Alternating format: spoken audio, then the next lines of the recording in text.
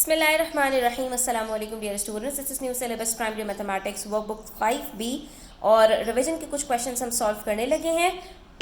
तो page number 70 पर आ जाइए। रिवीजन आपका 3 है। क्वेश्चन नंबर 3 के अंदर यहाँ पर हमारे पास कुछ मेजरमेंट के क्वेश्चंस हैं जो हमने डेसिमल में भी डिस्कस किए थे। अगर आपने वो वीडियोस नहीं देखी तो आप ज़रूर जाकर वॉच कीजिए उनको, ताकि आपको कम्प्लीटली ये चीज़ें समझ में आ सकें। अभी आप वीडियो एंड तक ज़रूर देखना, तो इंशाल्लाह आज भी आपको काफ़ी सारी चीज़ें सीखने को मिलेंगी। और अच्छी लगे तो लाइक कमेंट शेयर कीजिएगा। चैनल सब्सक्राइब नहीं किया तो बच्चों सब्सक्राइब कर लिया करो। ये आपके पास है कन्वर्जन, जिसके अंदर आपको सेंटीमीटर से मीटर, मीटर से किलोमीटर, ग्राम से ग्राम, किलोग्राम से ग्राम और लीटर से मिलीलीटर के अंदर जाना है। कहीं पर वॉल्यूम चेंज हो रहा है, कहीं पर आपका किलोग्राम्स चेंज हो रहा है, तो आपने ये मेजरमेंट्स को अच्छी तरह से समझना है। ठीक है। अब बच्चों यहाँ पर हमारे पास है सेंटीमीटर। सेंटीमीटर छोटा होता है, मीटर बड़ा होता है। इसका मतलब है डेफिनेटली हमें डिवाइड करना है। क्यों? क्योंकि जब हम छोटे से बड़ी वाली यूनिट में जाते हैं तो डिवीजन होता है, और बड़े यूनिट से जब छोटे में जाते हैं तो वहाँ पर मल्टीप्लिकेशन होता है। अब आपको ये भी पता है कि सेंटीमीटर और मीटर के दरमियान में क्या रिलेशनशिप है। तो 1 मीटर बराबर होता है 100 सेंटीमीटर के। ठीक है। इसका मतलब है यहाँ पर 100 का कुछ लेना देना है। जब 100 का लेना देना है और छोटे से बड़े में जा रहे हैं तो सिंपली क्या करना है, 100 से डिवाइड कर देना है। ठीक है। 49 को 100 से डिवाइड करोगे, डेसिमल कहाँ है, अभी 9 के बाद है, 2 डिजिट्स पहले चला जाएगा, तो ये क्या बन जाएगा 0.49 मीटर्स। इसी तरह से अब यहाँ मीटर से सेंटीमीटर में जाना है, वही बात है 100 सेंटीमीटर की, लेकिन बड़े यूनिट से छोटे में जा रहे हैं तो मल्टीप्लाई करना है 100 से। तो अब क्या होगा, डेसिमल 2 डिजिट्स आगे मूव कर जाएगा, ये क्या बन जाएगा 182 सेंटीमीटर। ठीक है। तो सिर्फ क्या किया हमने रिलेशनशिप को याद किया, देखा छोटे से बड़े में जा रहे हैं तो डिवाइड कर दिया, और बड़े से छोटे में जा रहे हैं तो मल्टीप्लाई कर दिया। यानी कि अगर डिवीजन है तो डेसिमल पीछे चला गया, और अगर मल्टीप्लिकेशन है तो डेसिमल फॉरवर्ड मूव कर गया। अब यहाँ पर मीटर और किलोमीटर की बात कर रहे हैं, तो बच्चों ये भी हमें पता है कि 1 किलोमीटर में 1000 मीटर्स होते हैं। अब मीटर छोटा है, किलोमीटर बड़ा है, छोटे से बड़े में जा रहे हैं तो डिवाइड करना है बच्चों 1000 से। अभी डेसिमल कहाँ है, 0 के बाद है, कहीं भी नहीं है तो 0 के बाद है, 3 डिजिट्स पीछे मूव कर गया तो क्या हो जाएगा 0.260। आखिर में 0 लिखने की ज़रूरत नहीं होती। अब यहाँ किलोमीटर से मीटर में जा रहे हैं, वही हमारे पास मेजरमेंट्स हैं। ठीक है। अब क्या करना है, बड़े से छोटे में जा रहे हैं तो मल्टीप्लाई कर देना है 1000 से। डेसिमल क्या होगा, 3 डिजिट्स आगे मूव कर जाएगा, अभी 0 और 5 के बीच में था, फिर क्या हो जाएगा 5 के बाद चला जाएगा, तो ये क्या बन जाएगा 505 पॉइंट। आखिर में पॉइंट लिखने की ज़रूरत ही नहीं है। इसी तरह से ग्राम और किलोग्राम की बात है। 1 किलोग्राम के अंदर 1000 ग्राम्स होते हैं। ग्राम से किलोग्राम में जा रहे हैं, वेरी गुड, छोटे से बड़े में जा रहे हैं, 1000 से डिवाइड कर देंगे तो बच्चों क्या होगा, डेसिमल 3 डिजिट्स पीछे चला जाएगा। अब कहाँ आ जाएगा, 3 और 3 के बीच में 3.363। और किलोग्राम से ग्राम में जाएंगे तो क्या होगा, तो हम मल्टीप्लाई कर देंगे 1000 से, तो फिर डेसिमल क्या होगा, 3 डिजिट्स आगे मूव कर जाएगा, क्या बन जाएगा 725, कुछ बचा नहीं तो 0, 7250 ग्राम्स। इसी तरह से लीटर और मिलीलीटर की बात है बच्चों। 1 लीटर के अंदर 1000 मिलीलीटर्स होते हैं। ठीक है। तो अब मिलीलीटर छोटा है, 1000 से डिवाइड कर दो, डेसिमल आपका 3 डिजिट्स पीछे चला गया, क्या बन जाएगा 8.580। ठीक है। 0 आखिर में लिखने की ज़रूरत नहीं है। मिलीलीटर से फिर दोबारा लीटर में जा रहे हैं बच्चों। यहाँ पर घबरा नहीं जाना, गलत नहीं कर देना, कंफ्यूज नहीं हो जाना कि लीटर से मिलीलीटर में नहीं जा रहे, अभी भी मिलीलीटर से लीटर में जा रहे हैं।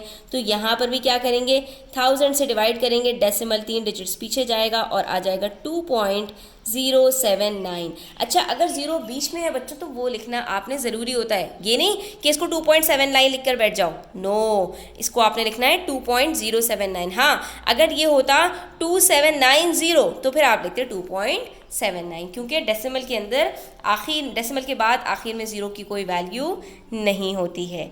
अब यहाँ पर बच्चों कुछ परसेंटेज के क्वेश्चंस हैं बच्चों। तो परसेंटेज कहते हैं अपॉन 100। कहीं पर ये निशान नज़र आए तो समझ जाना कि बच्चों उसके नीचे अपॉन 100 है। ठीक है। ये चीज़ें भी हम डिटेल में डिस्कस कर चुके हैं परसेंटेज के जो है चैप्टर के अंदर। अब इतनी चीज़ समझ लो बच्चों कि डेसिमल से परसेंटेज के अंदर जब हमें जाना होता है तो हम क्या करते हैं, डेसिमल को सिर्फ 100 से मल्टीप्लाई करते हैं। क्या करते हैं, सिर्फ 100 से मल्टीप्लाई करते हैं। 0.38 है, इसको 100 से मल्टीप्लाई करो, डेसिमल 2 डिजिट्स आगे जाएगा, ये बन जाएगा 38%। Very simple. क्यों? क्योंकि परसेंटेज हमेशा 100 का जो आपका एक हिस्सा है उसको कवर करता है। अब यहाँ पर 0.09 है, इसको भी 100 से मल्टीप्लाई करो, डेसिमल 2 डिजिट्स आगे गया, ये बन जाएगा 9%। 0.5 को 100 से मल्टीप्लाई करो, डेसिमल 2 डिजिट्स आगे गया, बन गया 50%। 0.76 है, 100 से मल्टीप्लाई किया, डेसिमल 2 डिजिट्स आगे गया, बन गया 76%। ठीक है। अब अगर मैं आपसे कहूँ कि भाई ये सब क्या हो रहा है, तो 38% दरअसल कहते हैं 38/100 को। ठीक है। 50% किसको कहते हैं, 50/100 को। 9% किसको कहते हैं, 9/100 को। 76% किसको कहते हैं, 76/100 को। इसको डिवाइड करके देख लीजिए, आपके पास यही आंसर वापस आ जाएगा। ठीक है। तो आपने सिंपली क्या करना होता है, जब आपके पास कोई नंबर डेसिमल में दिया हुआ हो कि आपने उसको 100 से मल्टीप्लाई करना है, उसकी परसेंटेज खुद ब खुद निकल आएगी।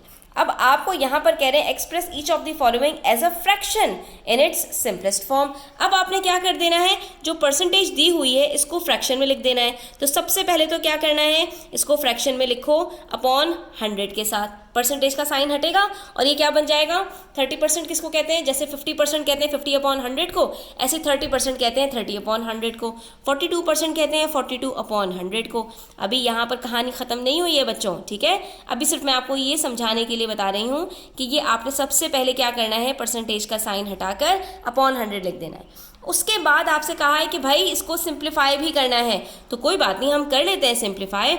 ये बन जाएगा 0 से कट हो गया, आंसर आ गया 3/10। मजीद सिंप्लीफाई नहीं हो सकता। क्यों? क्योंकि 3 हमारे पास प्राइम नंबर है और 3 के टेबल में 10 नहीं आता।